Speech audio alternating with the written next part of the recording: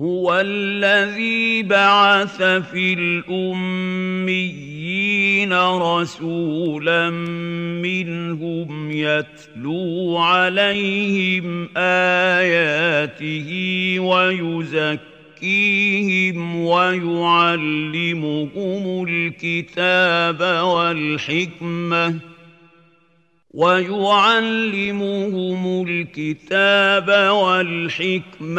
وإن كانوا من قبل لفي ضلال مبين.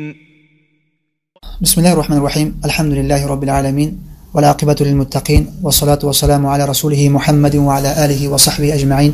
أما بعد، قاعده اول در تزکیه نفس این توحید است. توحید این اساس ترین چیز برای تزکیه نفس است. توحید این اساس ترین چیز برای تزکیه نفس است و بدون توحید نفس و قلب انسان تزکیه نمی شود. چنانکه که الله عز و جل می‌فرماید که و ما خلقت الجن والانس الا ليعبدون، ما جن و انس را نه آفریدیم مگر برای عبادت، مگر برای توحید و یکتاپرستی. و همچنین محور دعوت انبیا علیهم السلام تمام پیامبران ایشی بوده، این توحید بوده. چنانکه که الله عز و جل می‌فرماید که ولقد بعثنا فی کل امه رسولا ان اعبدوا الله واجتنبوا الطاغوت، ما برای هر قوم پیامبر فرستادیم دعوتشون این بود که ان اعبدوا الله، الله عز و جل را عبادت بکنید، واجتنبوا الطاغوت و از طاغوت اجتناب کنید.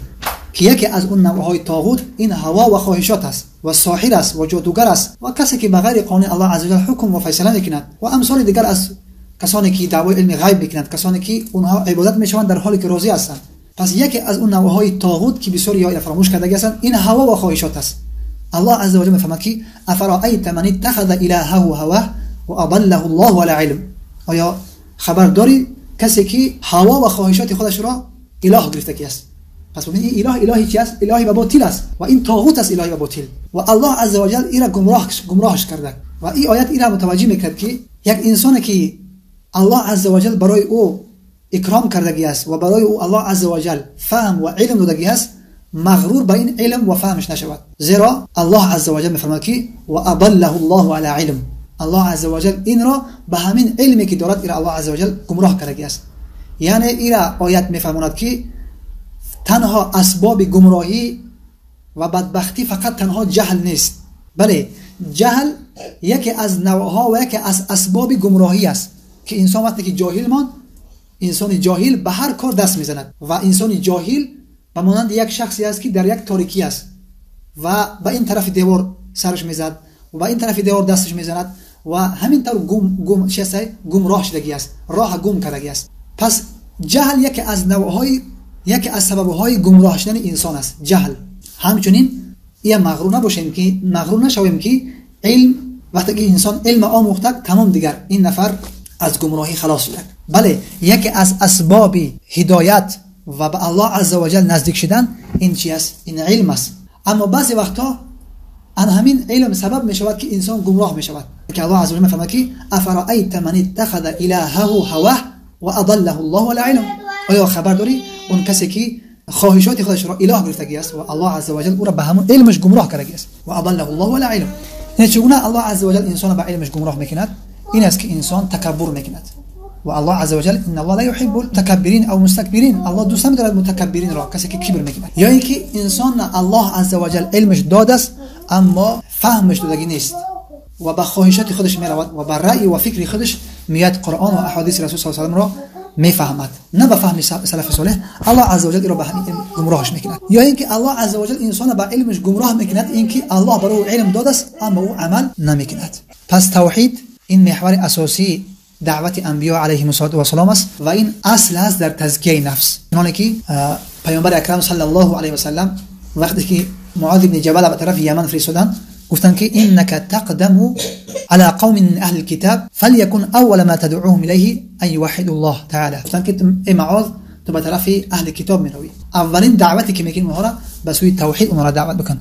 اگر قبول کردن بعدا برای اونها بگو که الله عز و جل برای شما در یک شبانه روز 5 وقت نماز را فرض قرار داده است. بعدا از این برای اونها از غنیهای اونها، سرمایه‌داری اونها بگیر مالها را در فقیرها و فقرای اونها بده. پس این ببین که این مرحله دعوت و اهمیت دعوت، اولویات در دعوت، این که اول توحید است و این توحید یکی از اساسترین و اصولهای اساسترینی برای تزکیه نفس است. و الله عزوجل وعید ذکر کردن برای اون کسانی که قلبهاشون با این توحید پاک نمیکنند، نفسهاشون پاک نمیکنند. چون که الله عزوجل در سوره فصل میفرماید که وویل للمشرکین الذين لا يؤتون الزکات و هم بالآخرة هم کافرون. وای بر حال مشرکان، وای بر حال مشرکین که همون مشرکایی که اونها قلبهاشون با توحید پاک نمیکنند، نفسهاشون پاک نمیکنند با توحید. لا یؤتون الزکات و هم بالآخرة هم کافرون. اونها بر روز آخرت اونها چه هستند؟ کافر هستند. همچون بس ابن تیمیه رحمه الله تعالی و همچون ابن قیم در این مسئله بیان میکرد که در اینجا همون توحید است که اونها خودشون با توحید پاک نمیکنند. بله، با همون توحید است.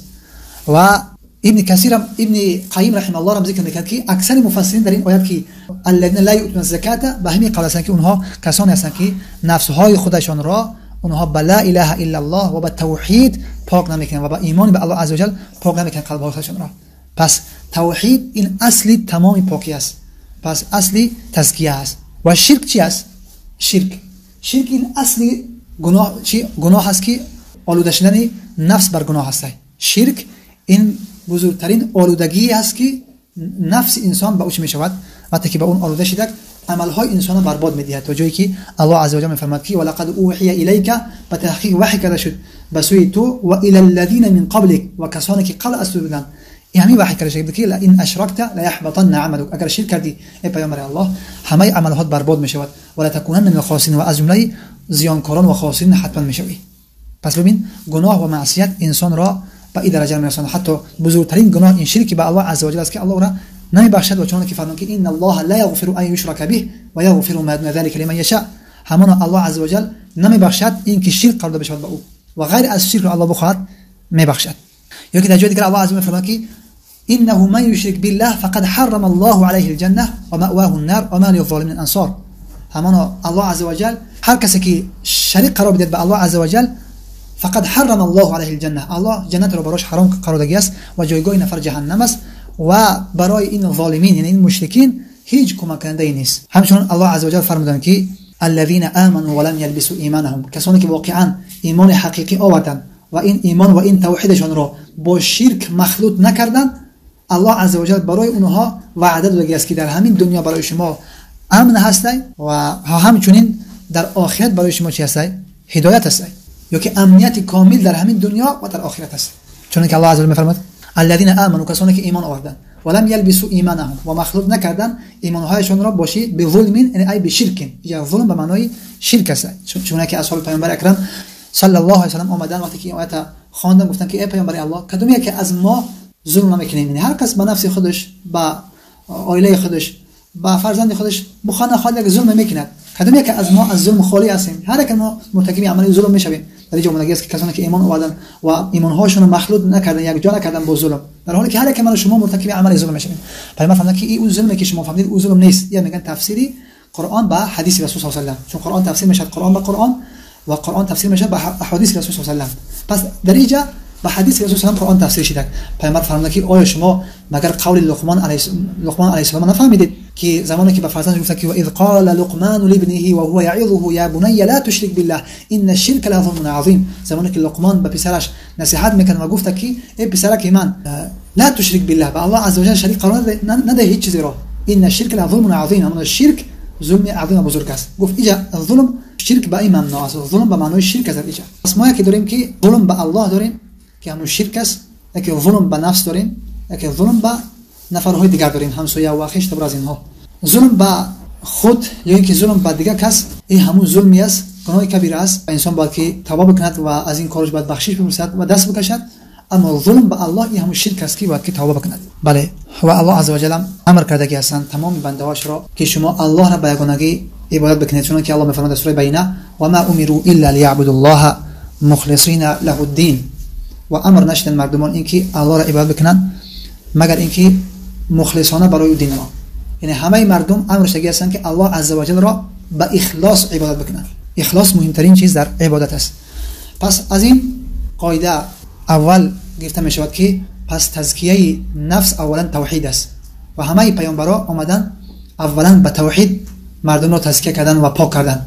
چون بزرگترین آلودگی این شرک است که اول انسان باید که از این خودش را دور بکند. و رسول اکرم صلی الله علیه و سلم 13 سال وقتی که دعوت کردن مردم را تزکیه کردن و این آیات احکامی بیشتر اینها در مدینه نازل شدند. معلومات ها بیشتر در مدینه نازل شدند. اما اولا پیامبر اکرم صلی الله علیه و سلم 13 سال اصحاب خودشان را تزکیه کردن، پاک کردن از تمام اراده غیر الله، از تمام بگیم شرک و کفر و خرافات، از تمام اعتقادهای باطل. اولا پیامبر اکرم صلی الله علیه و سلم اصحاب خود را پاک کردن و اونها را تزکیه کردن. بارک الله فیکم و صلی الله علی سیدنا و حبیبنا محمد و علی آله و صحبه اجمعین.